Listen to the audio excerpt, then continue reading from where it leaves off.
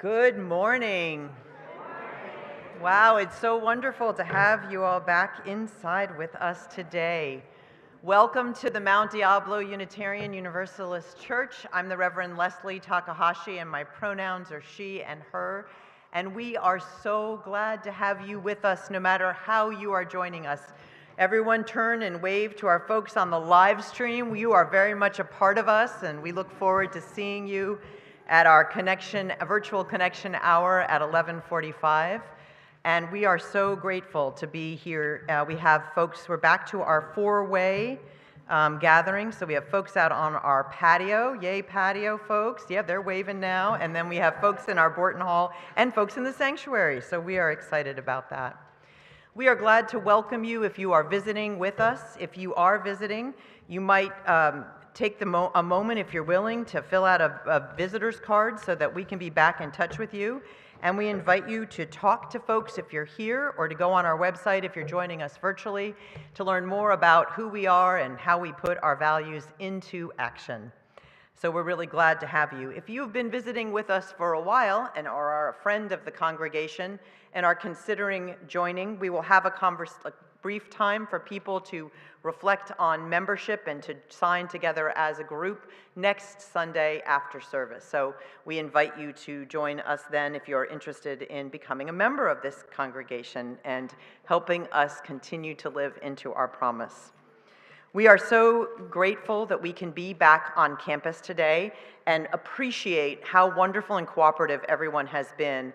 Thank you. Everyone in the sanctuary should have their heart on that shows that you have given us proof of vaccination, and everyone in the sanctuary needs a big hand for doing that.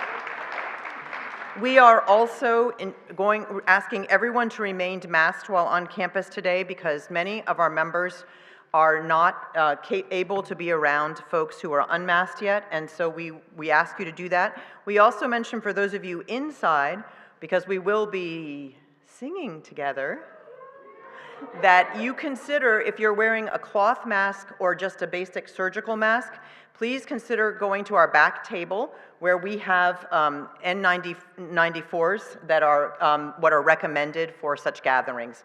Keep in mind, the reason you're not seeing provisions about church restrictions is because in the fall of 2021, a number of churches sued the state of California, so they chose not to regulate churches. It doesn't mean that the science supports us being unmasked inside, so please keep that in mind. We're glad to be here. And we hope that you are marking your calendar for next Saturday from 4 to 7. We're going to have our fellowship extravaganza. We cannot quite yet have a dinner, but we're going to have an amazing talent showcase, and the list of talent is just growing day to day. So we're very excited about it. We'll be outside having a wonderful time to interact with each other, and we hope that you will come. If you've been before, or if you have never been, we really would also welcome you.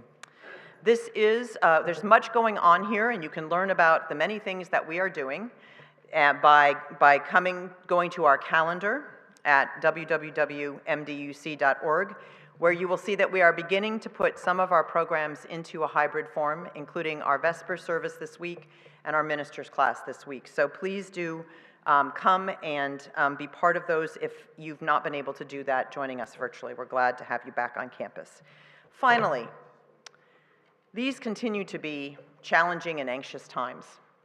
So if you could use a listening ear, please do contact me or our intern minister, Michael Macias.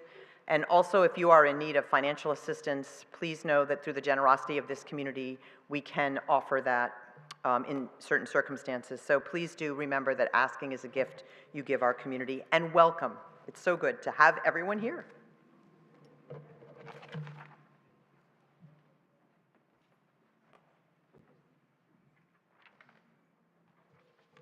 Good morning, everybody. My name is Steve Hirsch, and I have the privilege of serving on our Board of Trustees, representing all of you. And I use the pronouns he, him, and his. Our church is a welcoming faith community, and we begin our services by reading our church mission together. We bring to life our Unitarian Universalist values as we seek truth and work for justice, nurture compassion and courage, reach out to each other and to our larger community of faith, bridge the divisions that wound the human family, transform ourselves and our world. Welcome to our service. We're so glad to have you with us and hope all of you are keeping safe. We're glad to be back in our worship in the ways that Reverend Leslie described. And we do continue to ask for masking on campus to protect those members who are in a vulnerable state. We want to be as inclusive and open as possible. And this allows us to be able to do that, even as restrictions are being lifted elsewhere in our county. Clearly, the gift of being together overcomes the minor irritation of having to wear a mask. And because we're a covenantal community and it's important for us to demonstrate care, masking is a way of doing that. Like Reverend Leslie said, there are lots of ways to connect and continue to stay connected through the various channels that we have, and certainly one of them is through the connection hour we have after today's service. So please join that if you're able to, and find a way to connect even in these unusual times. And we're fortunate to have these many ways of connecting together, and hope that all of you take part in the various ways that are available. You can find all those opportunities on the church website, mduc.org. Thank you for working to keep our community safe in these ever-challenging times. We're here for each other. And I'm looking forward to the extravaganza next Saturday. I hear we're calling it MDUC's Got Talent, not America's Got Talent. It should be a really, really cool and fun event. Welcome. It's good to be together.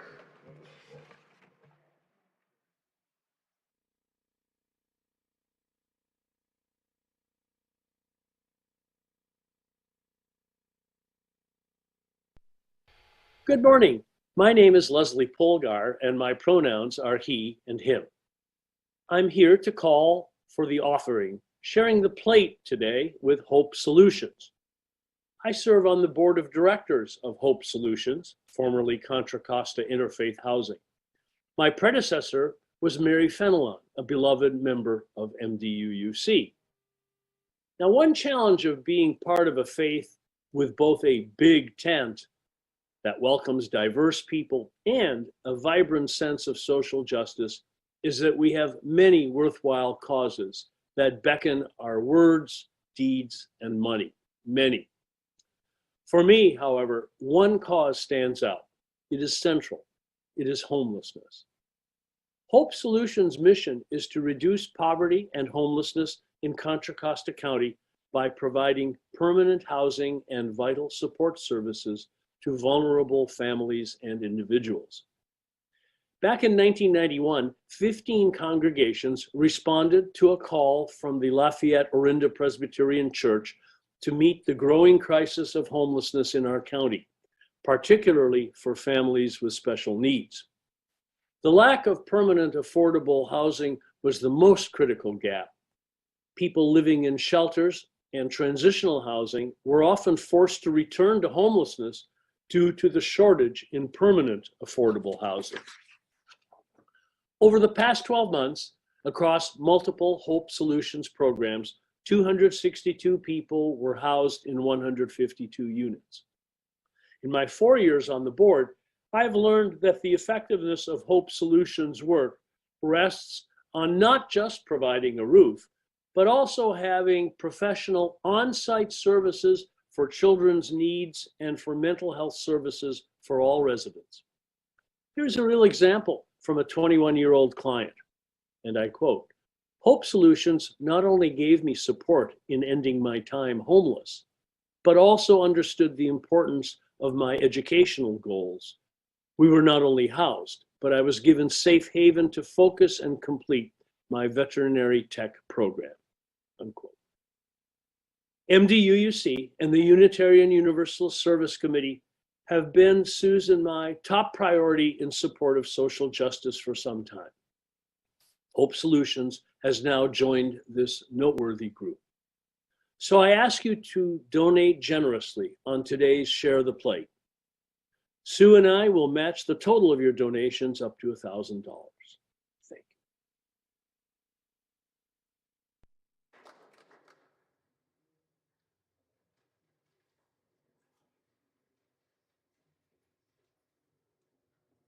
Now, we get to do something very fun. We get to turn to one another and exchange greetings. And we are still using our elbows instead of our hands. So you get to do that. If you're at home, you can even do a little exercise. Let's greet each other.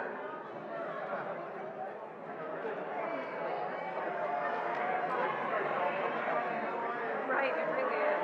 It's like, oh, I'm finally putting that to good use.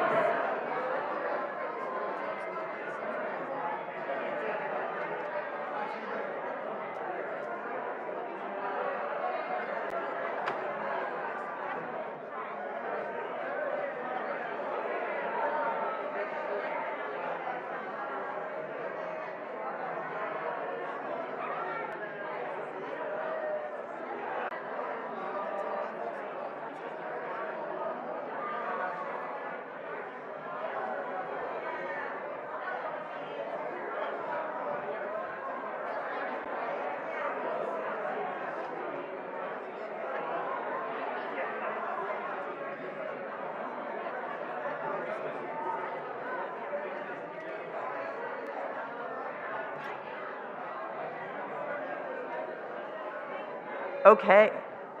I don't have this.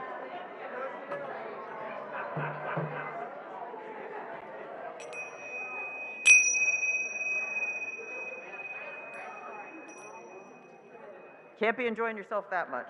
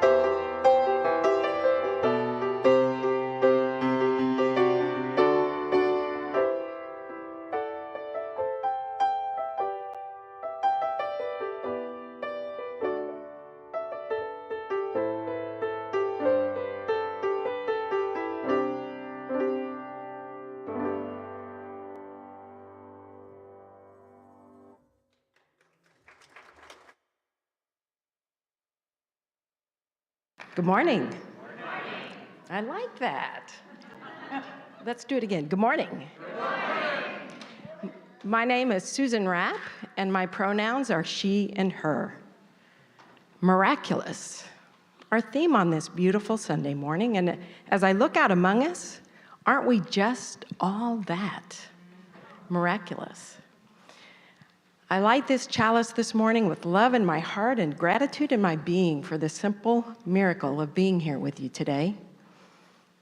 With cautious optimism around declining COVID numbers domestically and perhaps looming fears around the unknown internationally, may we continue to be guided by the light of spirit, blessed by the health and life we enjoy every day, and comforted always by her love and compassion.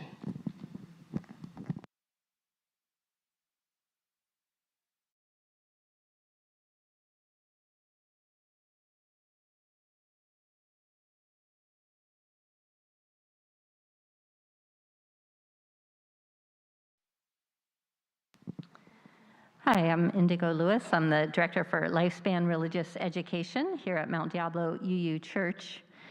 And in our RE classes for the past 4 weeks, we've been listening to some of ancient stories and doing a bit of acting around it. So we're going to let that guide our story this morning. And our story is one that many of you will be familiar with, but it's got a UU perspective to it. Jesus and the Loaves of Fishes. But before we get started, I want to invite my actor friends to come up and join me on stage. So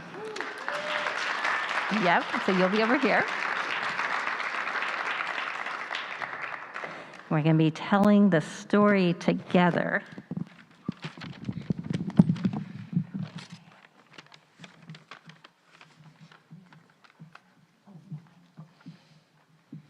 Hello, I'm the child. Hello, I'm the narrator. Hello, I'm Jesus. Hello, I am a disciple. Jesus had not been speaking long, at least so it had seemed with all who were there. Yet the day was almost gone. As the afternoon shadows crept over the hillside, the air began to chill. Dear Jesus, send the crowd away so that they can go into town before it is too late and buy food for themselves. Is there a need for them to go away? Can we not give them food? What? Shall we go and buy 200 shillings worth of bread and just give it to them?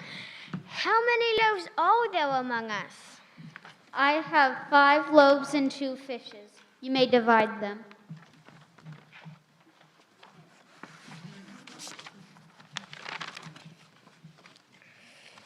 Jesus smiles and stands with uplifted arms. In a strong voice, he speaks a prayer of thankfulness to God.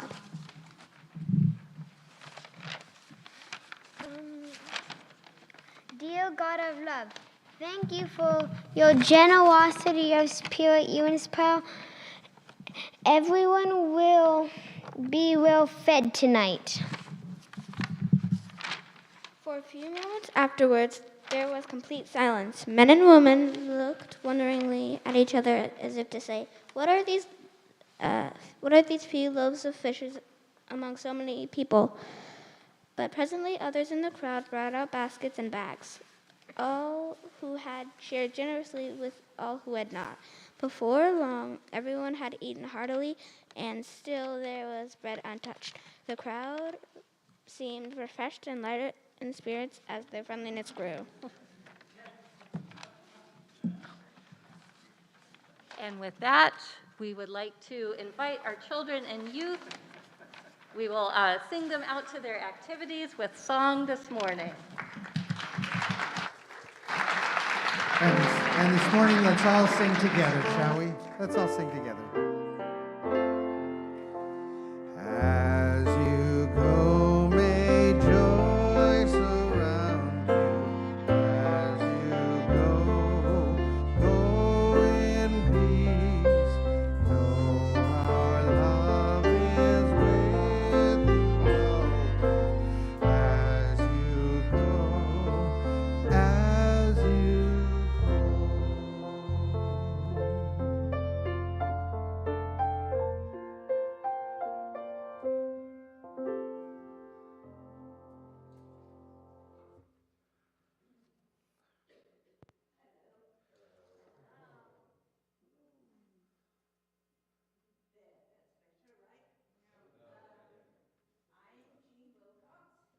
Pronouns are she and her.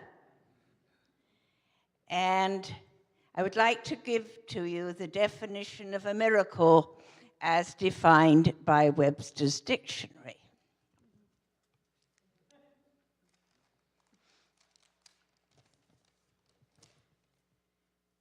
The The definition of the word miracle is a surprising and welcome event that is not explicable by natural or scientific laws and is therefore considered to be the work of a divine agency. Well, as many of you know, I was diagnosed with a heart condition and given 6 months to a year to live. And that was 8 years ago.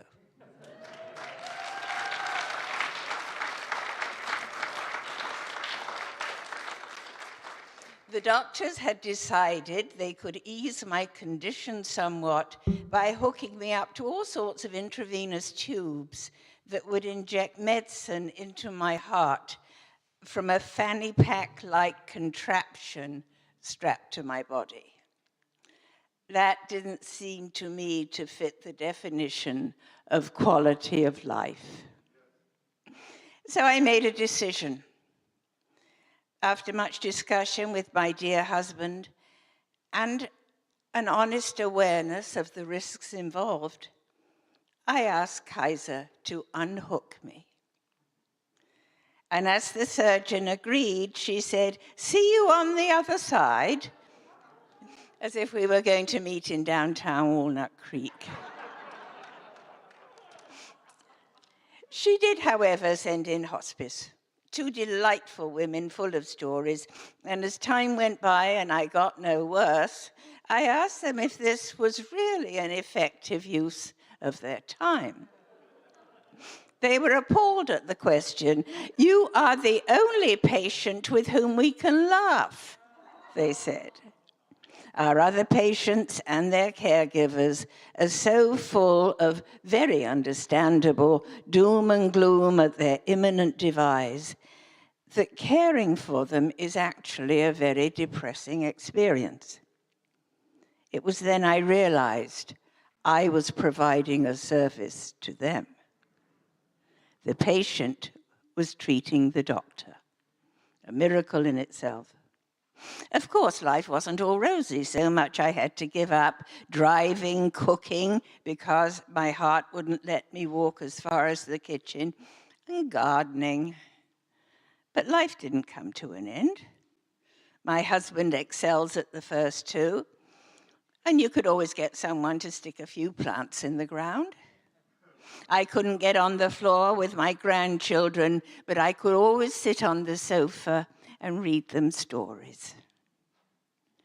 And then rather than pray to a divine agency to cure and extend my life, I decided instead to accept the inevitable and focus on enhancing in my own way such quality of life as I had left. I realized that life itself is a miracle in the first place, so I had already been living a miracle. And as it turned out, the doctors got it wrong this time. So I've been able to extend the living miracle of my life. And were you to ask me if I believe in miracles, I would have to answer, of course. Each and every one of us is a walking, living miracle. Thank you.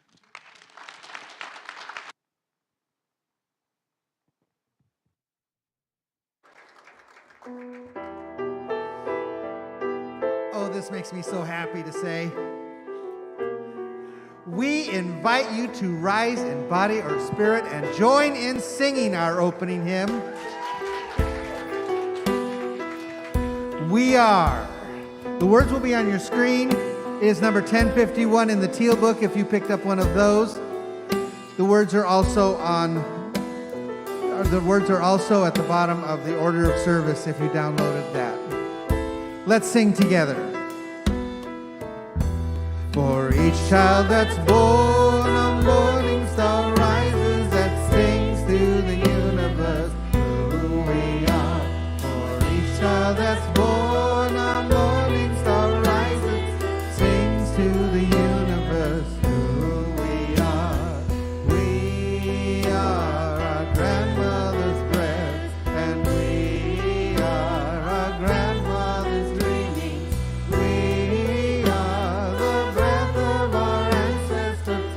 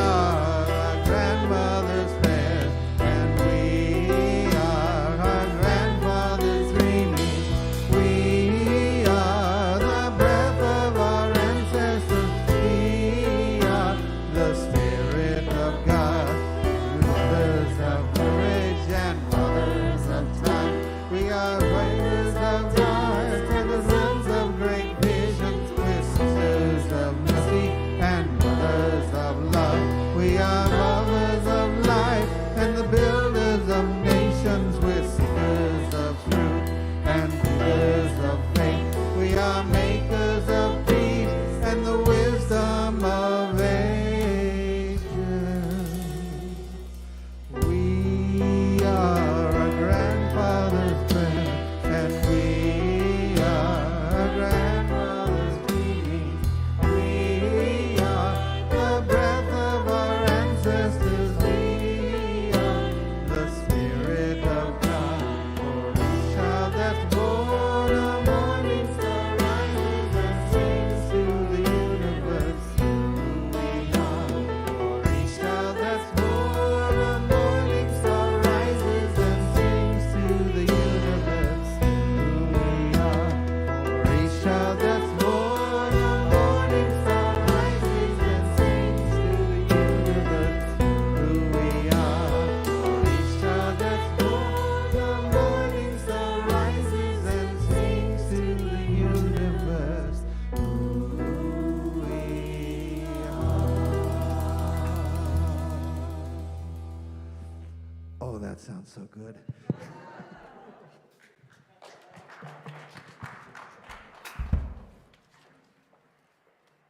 It would be okay to clap about singing together for the first time in 2 years.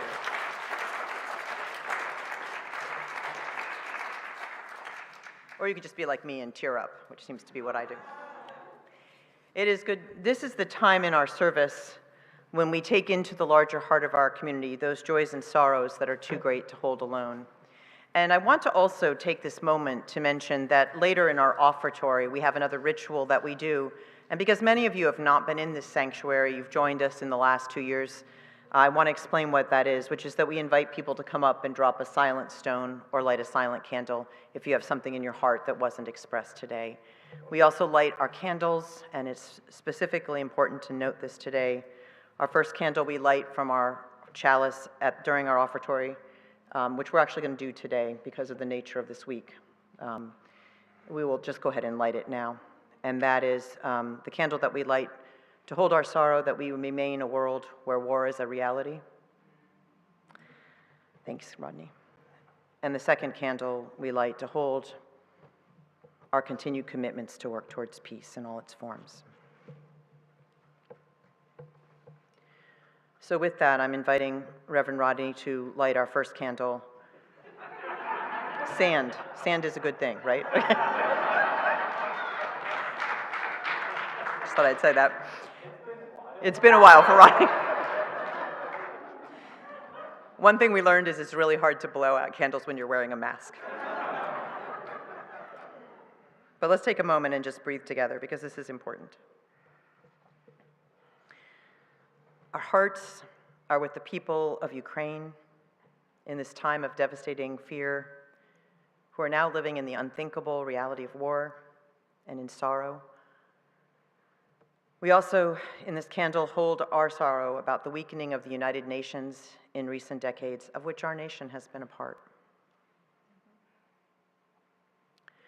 Richard Brown is asking us to light a candle specifically for all the Ukrainian civil defense medical personnel with whom he trained in the early 2000s, along with the Sacramento unit of the National Guard. Marjorie Wallace is asking us to light a candle of sadness and gratitude for her friend and business accountability buddy, Zora Kolke, who was 94, who died in her sleep on February 16th. Scott Schrader is asking us to light a candle of concern for the passing of his niece, Debbie, after a long and debilitating illness. We want to light a candle of joy and congratulations to Peter Koppelman on the publication of his book, A Life of Service.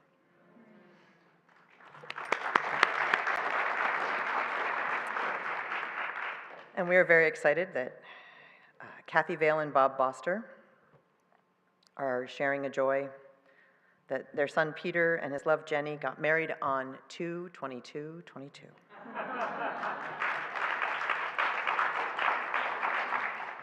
I asked Rodney to light one final candle to hold those joys and sorrows that remain unexpressed in words, but which we also take into the collective embrace of our community heart.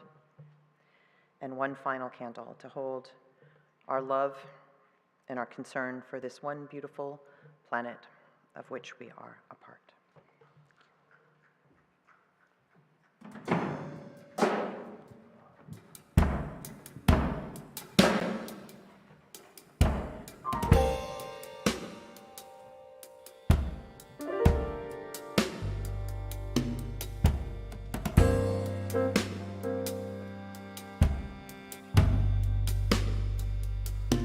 We are good,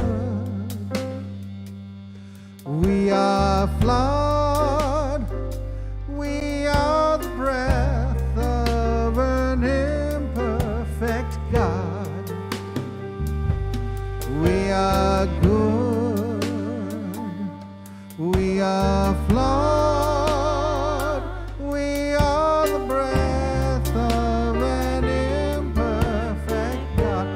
Join us, will you? We are good, we are flawed, we are the breath of an imperfect God.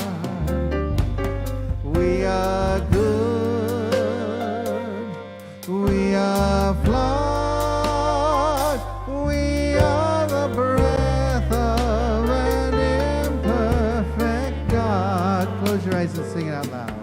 We are good, we are flawed, we are the breath of an imperfect God. We are good, we are flawed,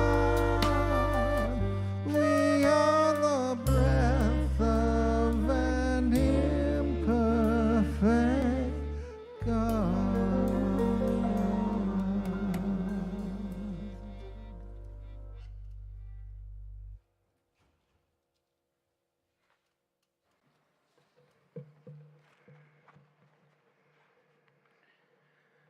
Now is the time in our service where we are reminded that we are more than the sum of our parts.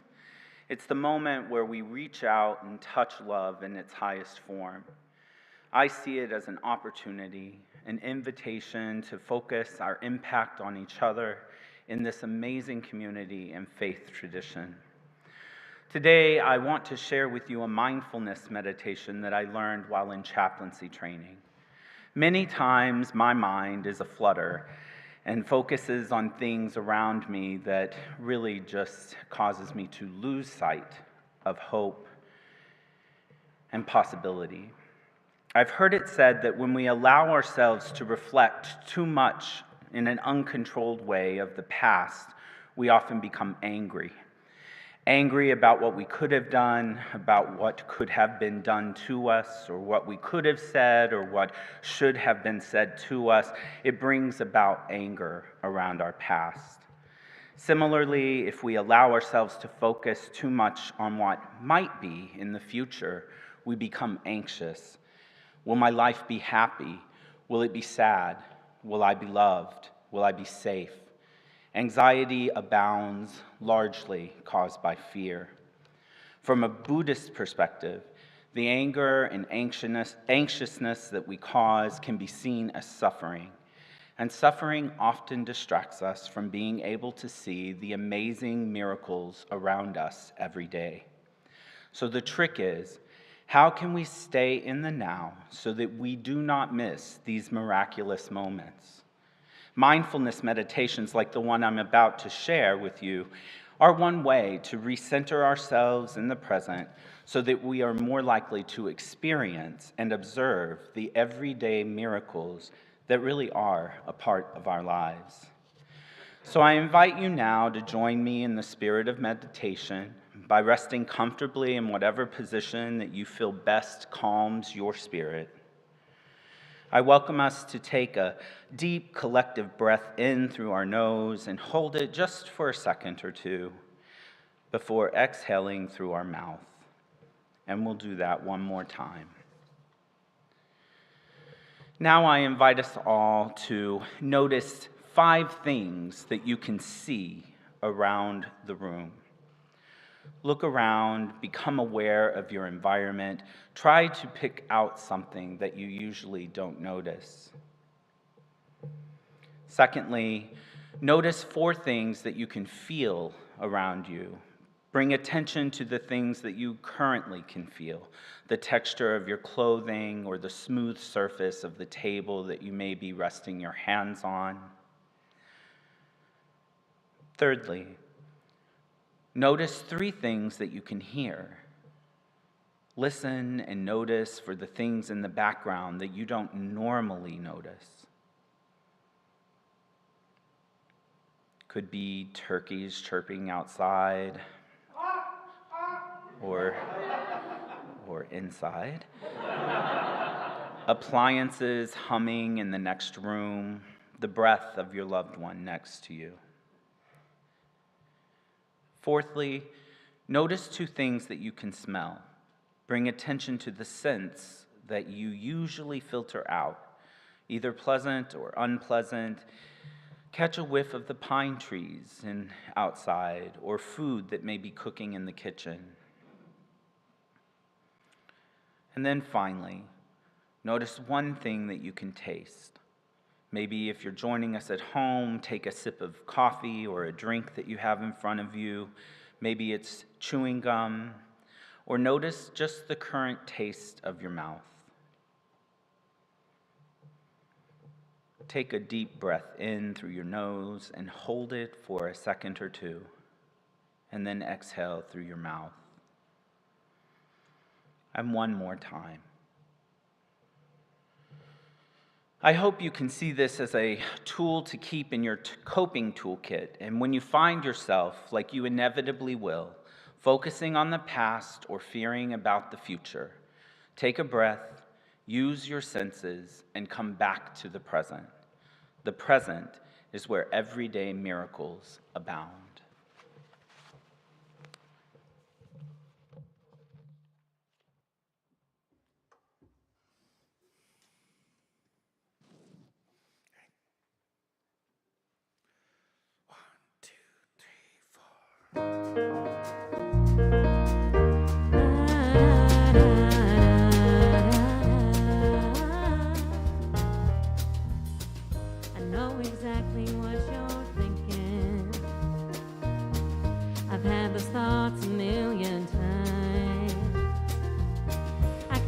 Question that's behind your eyes, oh, you're searching for your peace of mind.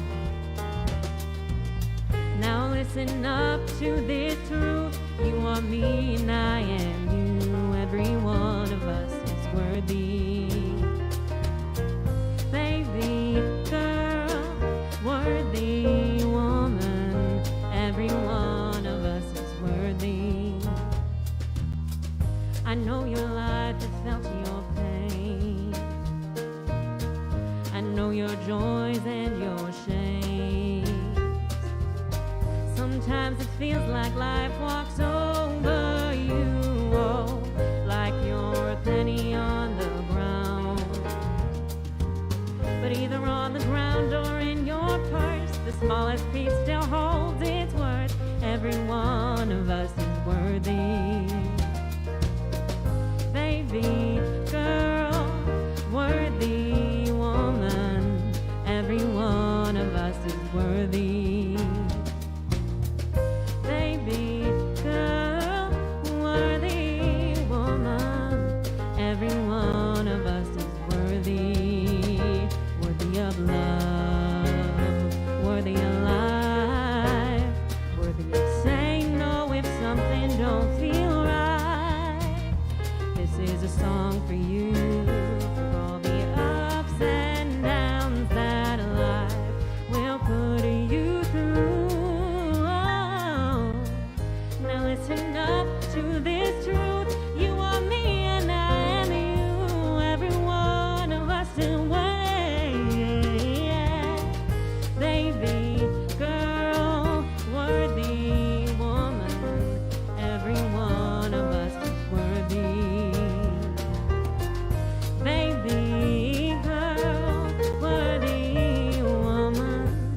every one of us is worthy.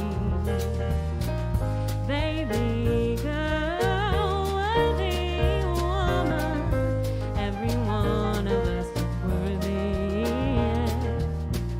Baby girl, worthy woman, every one of us is worthy. Every one of us is worthy. Every one of us is worthy.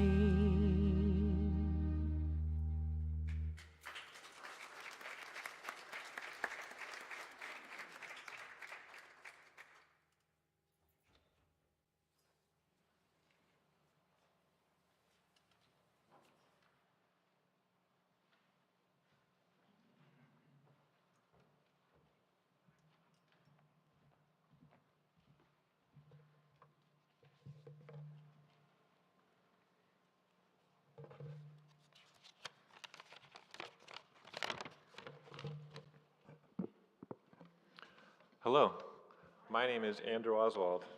I serve on your board of trustees. My pronouns are he and him. It's wonderful to have increasing opportunities to connect with one another in our church community, both online and again here on campus. The theme for this Sunday's service is the miracle that is humanity. This miracle calls to us in many ways. How does it call to you?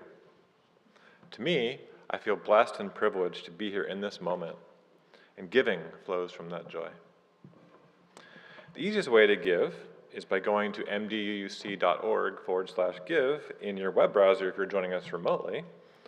And for those of you in person, you can also give directly to the ushers as you are so moved. All giving is welcome, no matter how big or small, as is another means of connection. Thank you.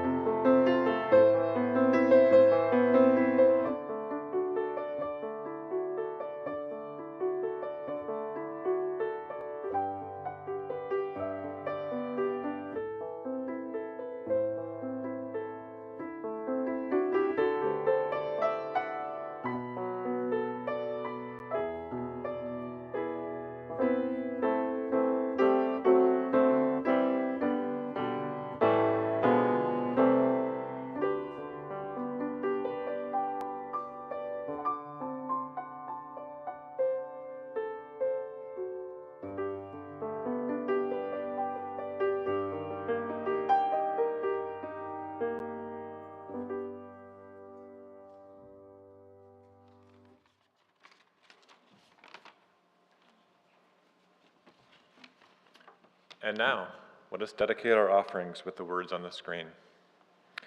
For the work of this community in transforming ourselves and our world, we dedicate ourselves and our offerings.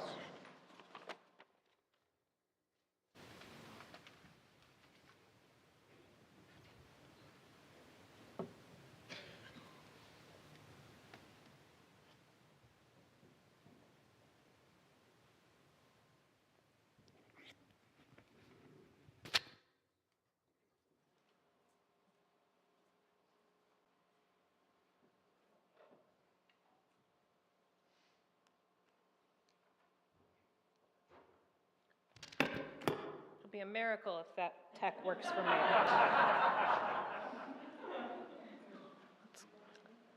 In the spirit of welcoming the miracle of tech, let's give our tech crew an enthusiastic show of love. Thanks for bearing with me. In the midst of everything that's been happening this week, from Ukraine to Texas to Florida, I was really struggling with how on earth do I preach about the miracle of humanity? And I have to say, after hearing everybody that's spoken today, I kind of feel like I don't need to preach about it. I'm going to, sorry. But, you know, one of the things that was perhaps the universe's own little miracle for me was this weekend. This weekend happens to be the weekend when Laylat al-Miraj, or the night journey, is celebrated and honored by many Muslims around the country. Laylat al-Miraj is a holiday that commemorates a miraculous moment in the life of the Prophet Muhammad. It commemorates a night where the Prophet Muhammad journeyed from Mecca to Jerusalem and then to heaven and back, all within a span of a few hours. As the story goes, Muhammad was resting in Mecca when he was visited by the angel Jibril, or Gabriel, and Gabriel brought what is called a burak, a divine, spirited, winged horse for Muhammad to ride. And so this divine horse, defying time and space, quickly flew Muhammad over from Mecca to the Al-Aqsa Mosque in Jerusalem.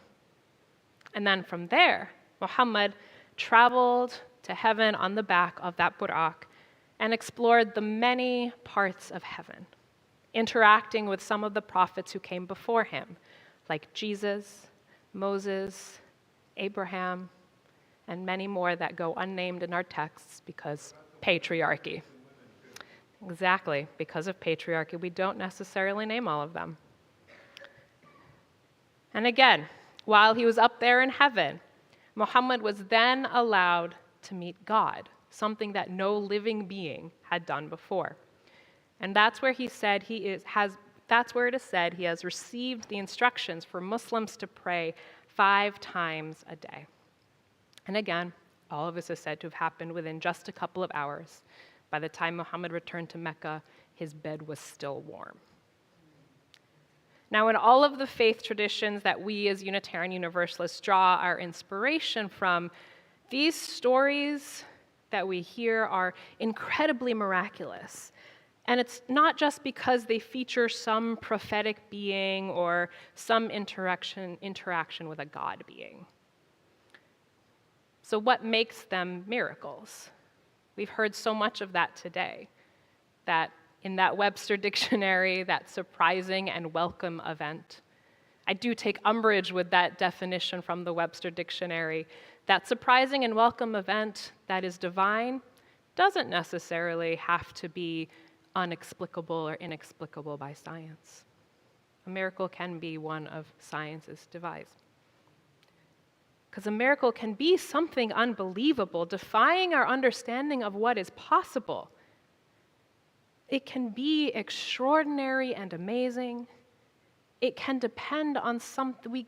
A miracle is when something that we are depending on beyond us has some control, that is beyond our capacity to control, that does defy our current understanding. A miracle reflects the deepest yearnings of our hearts. It answers a need or a want that we never thought we might be able to have met. A miracle is something we are grateful for, something we are grateful to receive or encounter. That can be divine, and that can be scientific. And by that very definition, we ourselves, as we have heard today many times, are miracles.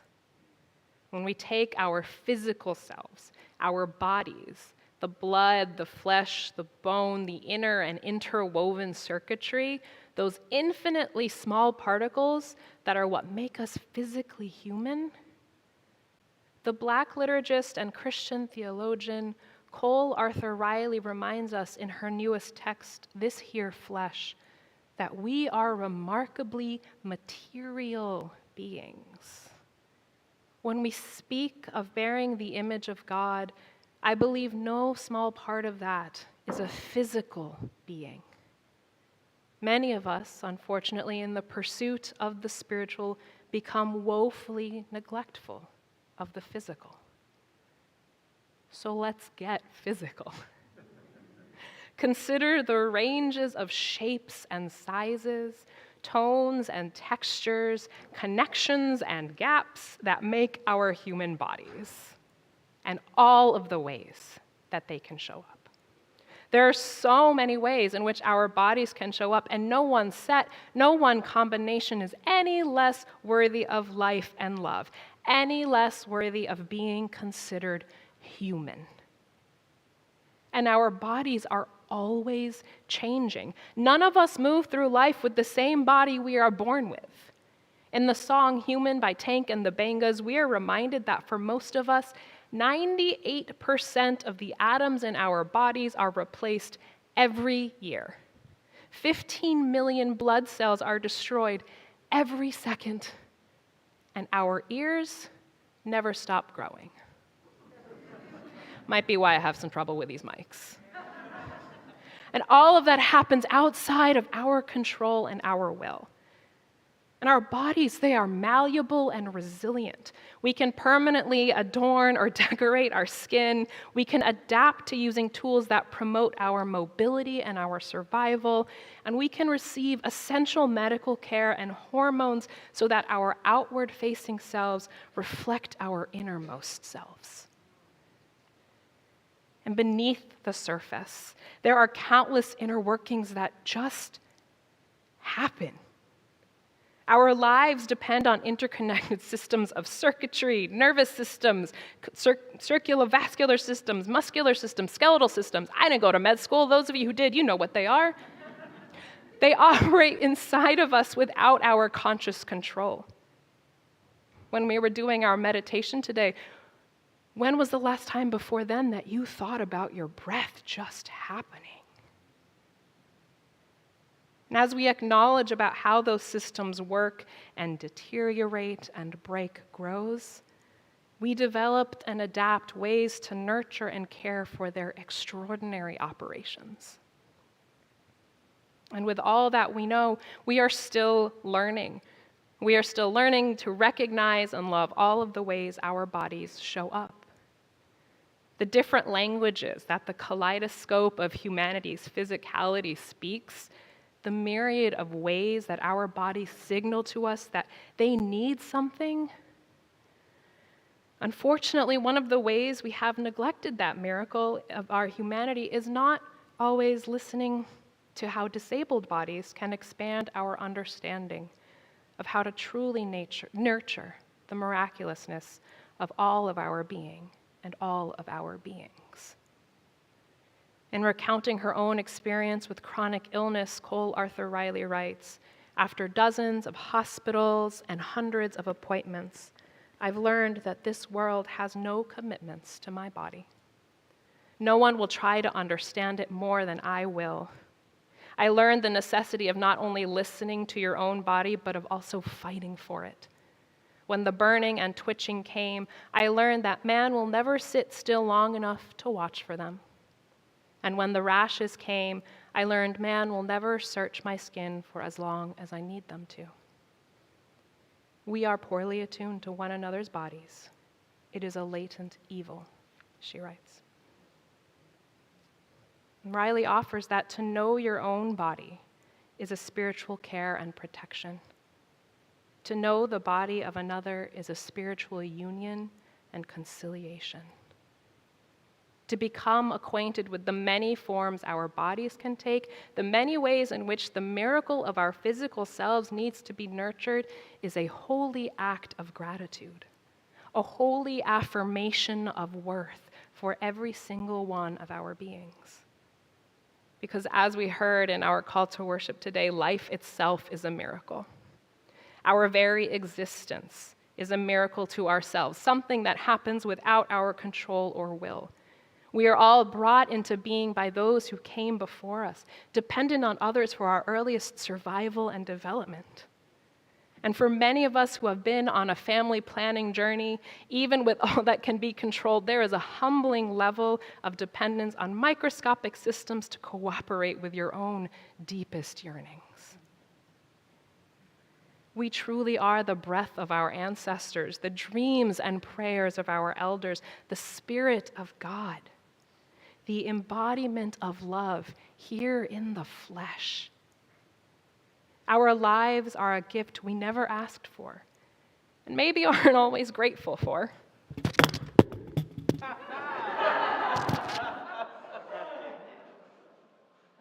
Our ears are always changing. You know what? I'm going to give in to the limitations of my body. Spoiler alert. Our own lives are a gift we've never asked for, we're not always grateful for, but we are worthy of receiving them simply because they are.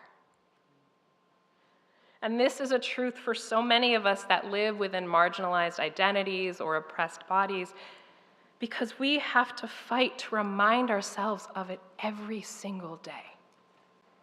Whether it is through being reminded in song that you are me and I am you, and every single one of us is worthy, in demanding care for the ancestral traumas that still flow through our own being, fighting like hell against idolatry and imperialism that makes us disposable, or ensuring that our lives are filled with pleasure and joy and song. As sacred as our differences make us, they have been used to deny that inherent miracle that is each and every one of our beings. And as Unitarian Universalists, our faith compels us to challenge and change that latent evil. One of the most radical assertions of Unitarian Universalism is that every single human is endowed with inherent worth and dignity. We are all born from an unimaginable, unshakable love that brought us into being, from which we cannot ever be separated. Our faith insists that a system that works to erode our full humanity is unjust and harmful and must be dismantled. While the UUA Side with Love organizing strategy team on which I serve crafted that statement that I just read in response to violence that continues against Black lives in this country, that faithful insistence applies to the many, many, many, many ways our faith calls us to affirm and promote the very miracle of our existence for every single one of us. And that requires embracing another less revered aspect of our humanity, our flaws and limitations. One of my favorite parts of the story of Laylat al-Miraj is when Muhammad first receives directions from God about prayer. He was told that all Muslims should pray 50 times a day, 50. As he was making his way back through heaven, Muhammad is stopped by Moses, who, as I imagine it, tells him, "Bro, listen. Those people are not gonna do 50 prayers a day. Trust me, I know. Go back up, ask for less." And so Muhammad does go back up to God and ask for less. Can Muslims pray maybe fewer times? And God says, sure, let's make it 45. Muhammad is again told by Moses, go back. And this continues for 9 times until we finally get to the 5 prayers a day that many of us associate with the Islamic traditions today. Whether or not that story happened, especially the way I like to imagine it in my head, there is something profoundly freeing and beautiful in a miracle that includes our limitations as people.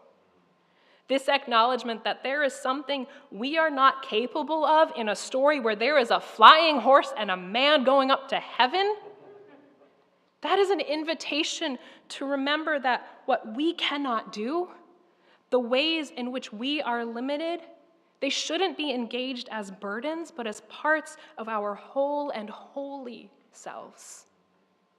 The humility to admit that I cannot do this, and the vulnerability that is necessary to request help, they are baked into our worthy and miraculous being. It doesn't make us any less powerful or any less strong. The parts of ourselves that can and have caused harm, the parts of ourselves that give into the temptations of division, dehumanization, and pettiness that can cause mistakes, they don't make us any less worthy of love. Those moments when we feel limited, those moments when we behave in flawed ways, they don't diminish our beauty of our being. They remind us that we are always learning, always growing like our ears, always changing beyond what we know ourselves to currently be. They remind us that the miracle of being human is being human. That the whole damn process of living is complicated and messy, and that there is a divine expectation that we will all make mistakes. By embracing that part of our humanity, we all will live more fully into the sacred, sacred gift that is one another.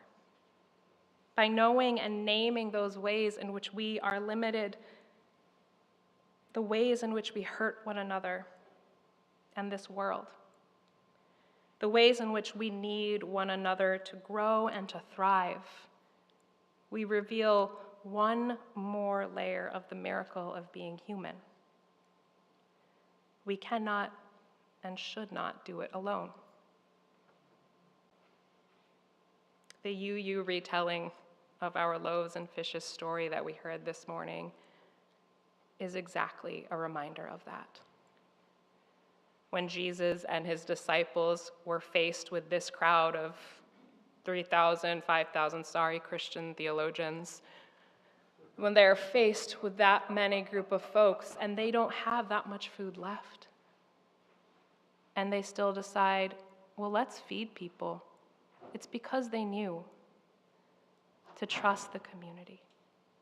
That in that moment, the travelers that had come to meet him had their snacks, had their Luna bars, had their fishes and loaves with them, and would provide. Because the ways in which we are limited as individuals doesn't negate the ways in which we are miraculous as community. So maybe what makes the miracle of our humanity isn't simply defined by what we are, what is, but it's about how we approach it, how we approach one another, with awe, with gratitude, with humility, with a reverence for one another and for the complexity of our beings. To treat our lives as miraculous is to live into that sacred charge of responsibility. And so, having faith in miracles, I think, is having faith in the best of all of us. Go out and be a miracle.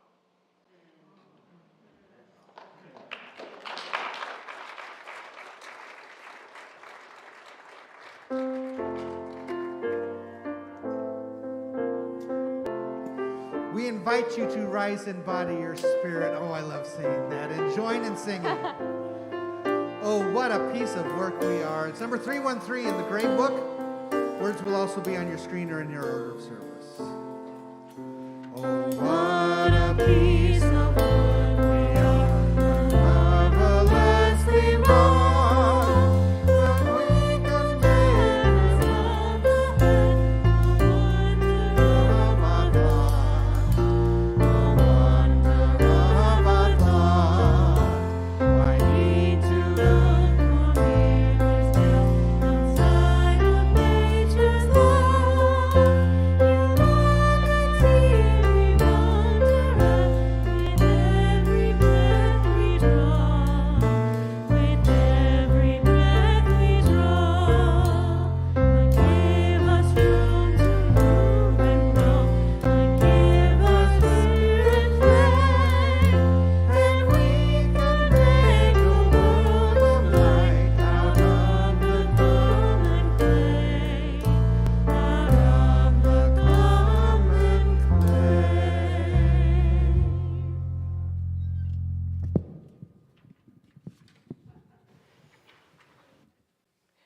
We extinguish this chalice with the words of Adrienne Mary Brown. Each one of us is precious. As we honor the many ways in which we are precious, may we remember that that preciousness is not simply about the ways we are perfect, but about the ways in which we can grow together. Go in faith.